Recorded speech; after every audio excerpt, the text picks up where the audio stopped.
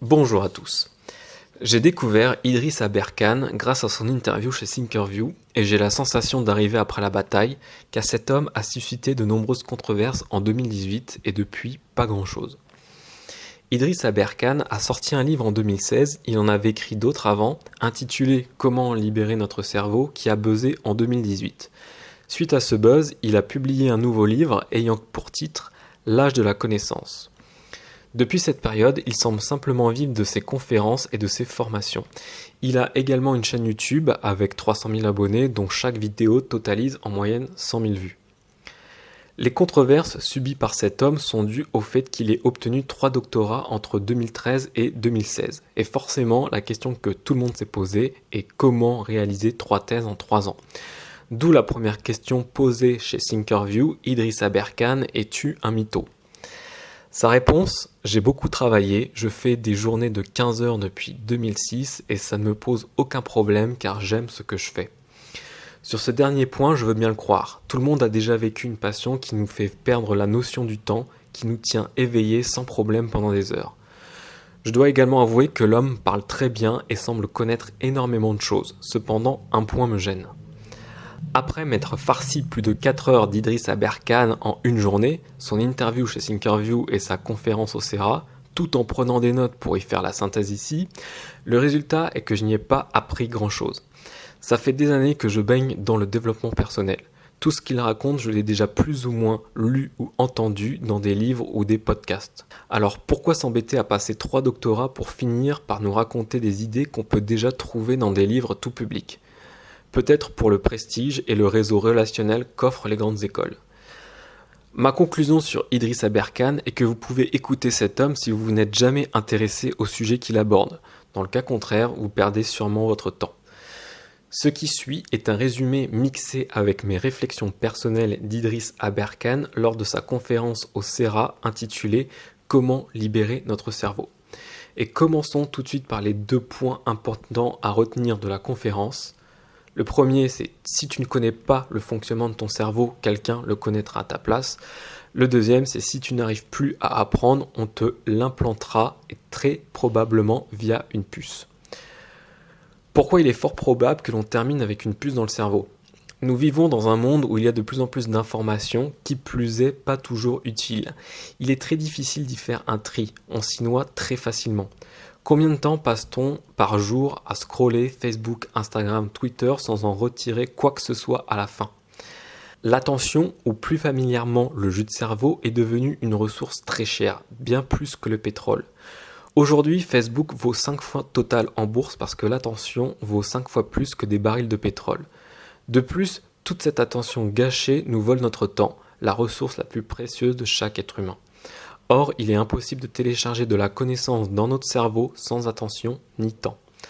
Donc, si nous sommes noyés sous l'information et que nous n'arrivons plus à apprendre convenablement, des entrepreneurs comme Elon Musk auront pour solution de nous implanter une puce dans le cerveau.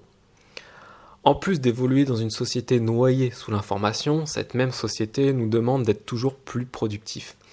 À la base, l'informatique a été inventée pour automatiser des tâches et pour que l'on soit un peu plus libre.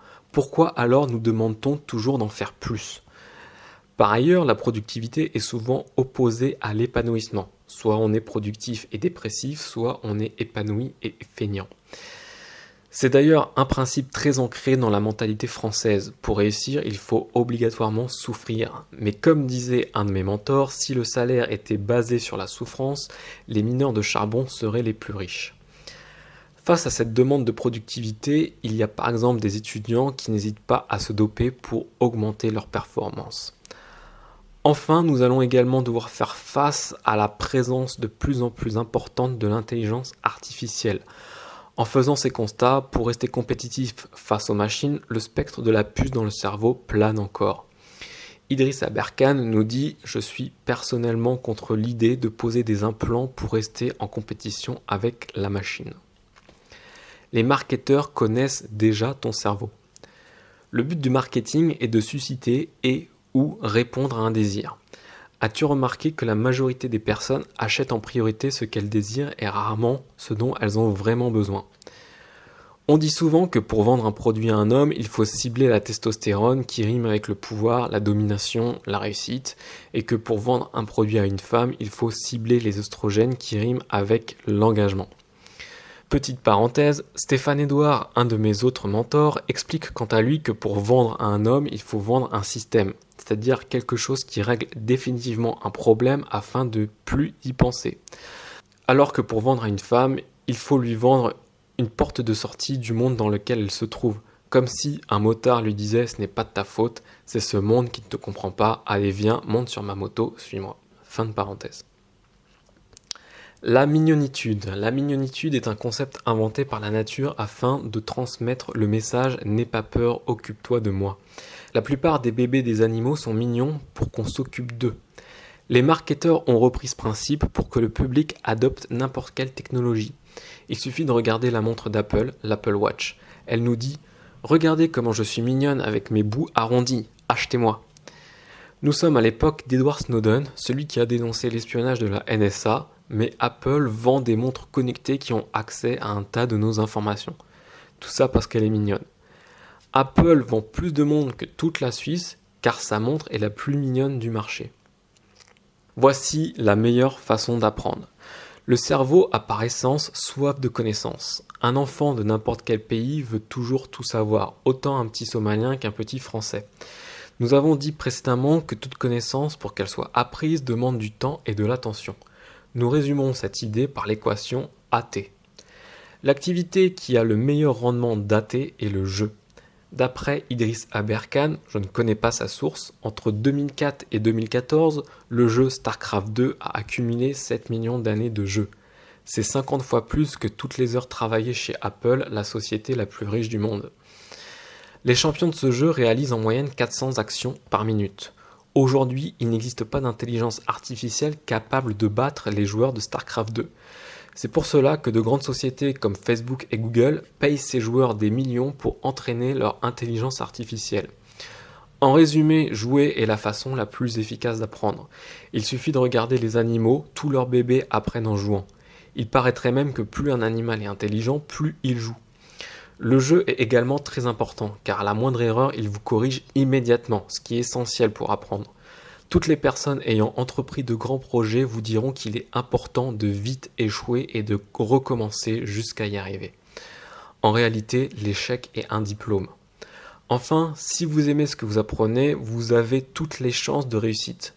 Léonard de Vinci disait, si vous voulez apprendre quelque chose avec efficacité, vous devez vous offrir le luxe d'essayer de l'aimer.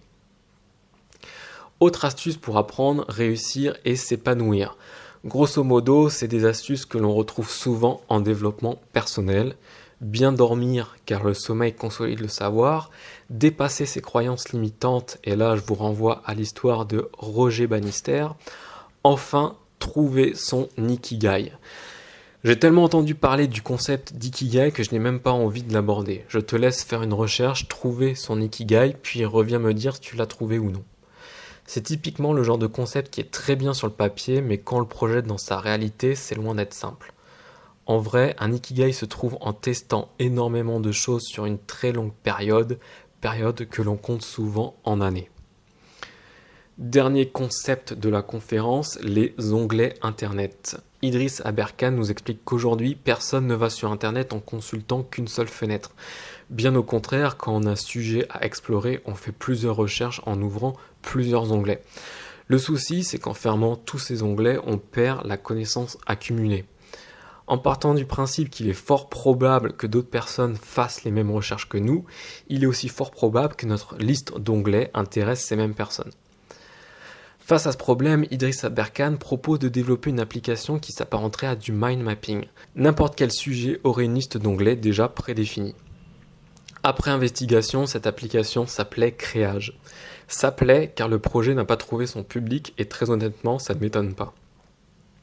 Le constat de base sur les onglets est bon, mais en réalité, ce dont parle Idriss Aberkan, c'est une partie de ce qu'on appelle la curation de contenu, c'est-à-dire partir d'un sujet et en faire la synthèse grâce à plusieurs sources. Et il existe déjà des outils pour faire de la curation de contenu, par exemple Feedly, Scoop It ou Pearl Trees. Cependant, je ne sais pas si un d'entre eux a la fonctionnalité d'enregistrer un sujet qui renverrait vers plusieurs sources. Sinon, la méthode la plus simple pour synthétiser l'ensemble d'une recherche est d'écrire des articles de blog exactement comme j'en propose. Comme d'habitude, je te laisse découvrir les liens que j'ai mis pour toi dans la description et je te dis à bientôt.